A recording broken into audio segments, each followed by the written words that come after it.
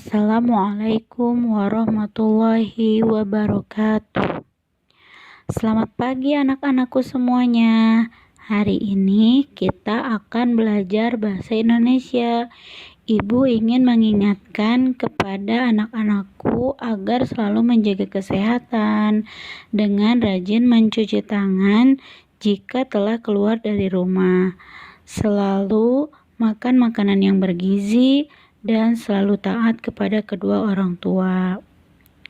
Sebelum memulai pembelajaran, mari kita berdoa terlebih dahulu agar mendapatkan ridho dari Allah, agar ilmu yang kita peroleh diberkahi oleh Allah. Yuk kita mulai dengan membaca Bismillah. Bismillahirrahmanirrahim. Allahumma anfa'ni bima 'allamtani wa 'allimni ma yanfa'uni wa zidni ilma. Ya Allah, berilah manfaat kepadaku dengan apa-apa yang Engkau ajarkan kepadaku, dan ajarkanlah aku apa-apa yang bermanfaat bagiku, dan tambahkanlah ilmu kepadaku. Hadis riwayat At-Tirmizi dan Ibnu Majah. Barakallahu fikum. Hari ini kita akan membahas ide pokok dari suatu paragraf dari tema 1, subtema 1, kelas 5 SD, mata pelajaran Bahasa Indonesia. Apa itu ide pokok? Ide pokok adalah masalah utama dalam suatu paragraf atau ide awal atau ide utama. Ide pokok juga disebut dengan gagasan yang menjadi dasar sebuah paragraf, di mana gagasan yang masih dasar untuk membentuk suatu paragraf yang utuh, ya. Ada juga nama lain dari ide pokok. Yang pertama, ada gagasan utama, pikiran utama, pikiran pokok, gagasan pokok, dan pokok pikiran. Itu adalah nama-nama lain dari ide pokok, ya. Jadi kalau teman-teman atau anak-anak ibu nanti ketemu dengan istilah gagasan utama, pikiran pokok, gagasan pokok, dan pokok pikiran, itu sama saja artinya dengan ide pokok. Oke, lanjut ya. Kalimat utama itu kalimat yang berisi pokok pikiran utama atau ide pokok utama dan menjadi dasar untuk mengembangkan suatu paragraf. Kata kunci yang bisa kita ambil untuk menentukan ide pokok adalah membahas tentang apa, ya. Jadi setelah kita baca suatu paragraf itu dengan seksama. Untuk letak kalimat utama ada 3 macam. Yang pertama ada paragraf deduktif, yaitu kalimat utamanya berada di awal paragraf. Yang kedua, ada paragraf induktif, di mana letak kalimat utamanya berada di akhir paragraf.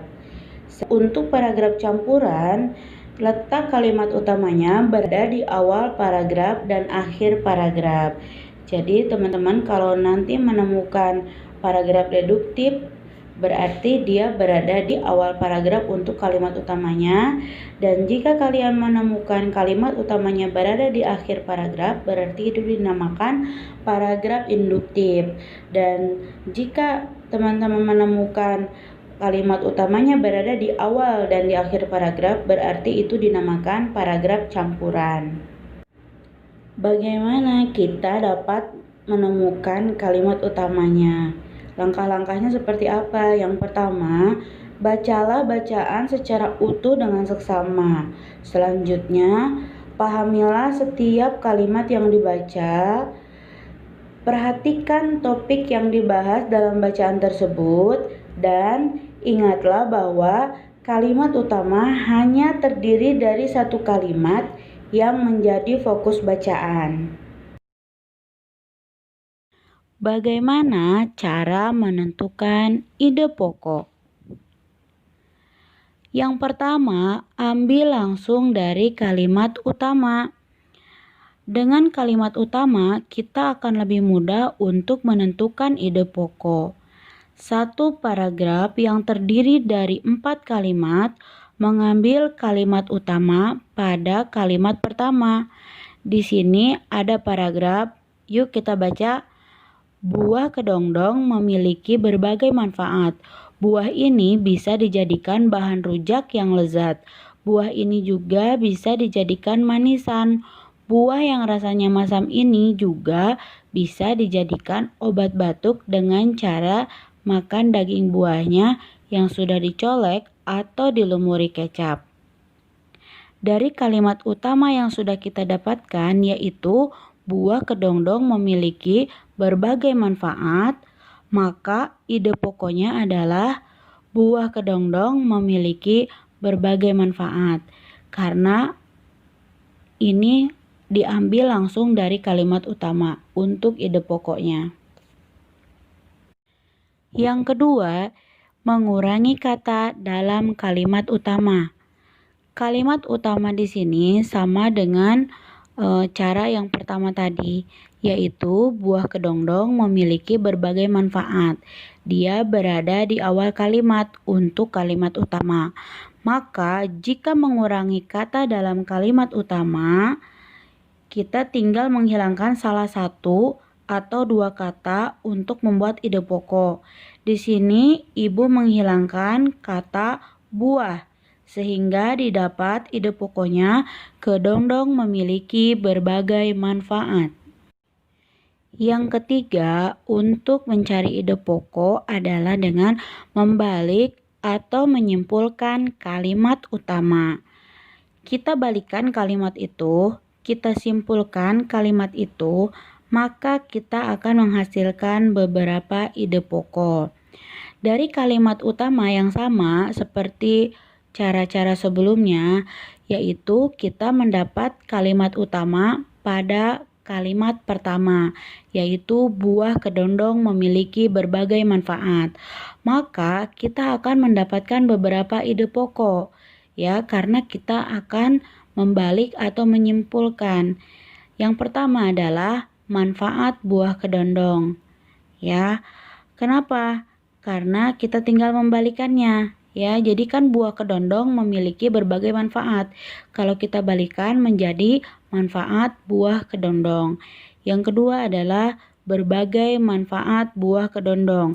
Ini lebih detail karena berbagai itu menyebutkan banyak manfaat, ya. Yang ketiga, kegunaan buah kedondong. Nah, sama saja artinya. Ya, di sini ibu mencari sinonimnya saja. Jadi nanti ada alternatif kata lain selain kata manfaat, yaitu kegunaan. Artinya sama saja. Ya, yang keempat itu adalah khasiat buah kedondong. Ya,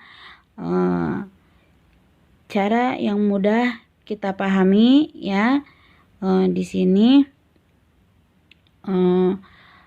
untuk membalik atau menyimpulkan kalimat utama, ya.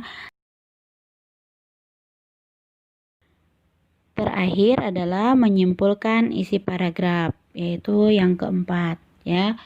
Di sini ada suatu paragraf, ya, di mana paragrafnya kita baca. Ini adalah hewan berkaki 4. Hewan ini termasuk herbivora atau pemakan tumbuh-tumbuhan. Dagingnya menjadi komoditas pokok di Indonesia. Saat hari Idul Adha, hewan ini sering dijadikan hewan kurban. Hewan ini adalah sapi, ya. Kira-kira kalimat utama dari paragraf ini apa ya, gitu kan, ya. Untuk kalimat pertama di sini kurang mewakili untuk menjadi kalimat utama. Karena di sini bunyinya untuk kalimat pertama adalah ini adalah hewan berkaki 4. Jadi belum mewakili untuk paragraf ini, gitu kan, untuk menjadi kalimat utama. Maka kalimat utama untuk paragraf ini ada di akhir kalimat, ya. Di sini paragraf ini membahas tentang hewan sapi ya. Maka ide pokoknya yang bisa kita simpulkan dari isi paragraf ini adalah ciri-ciri sapi. Dari contoh-contoh di atas, bagaimana cara kita mendapatkan atau menentukan ide pokok? Akhirnya kita dapat menyimpulkan bahwa dari kalimat utama ya, kita dapat menentukan ide pokoknya dengan mudah. Dari suatu paragraf yang terdiri dari kalimat utama ya dan kalimat-kalimat penjelas, maka kita akan menemukan ide pokok. Alhamdulillah materi sudah Ibu sampaikan. Syukron wa jazakumullah khair sudah menyimak video pembelajaran ini. Kita tutup dengan doa, subhanaka Allahumma wa bihamdika asyhadu an la ilaha illa anta astaghfiruka wa atubu ilaik. Wassalamualaikum warahmatullahi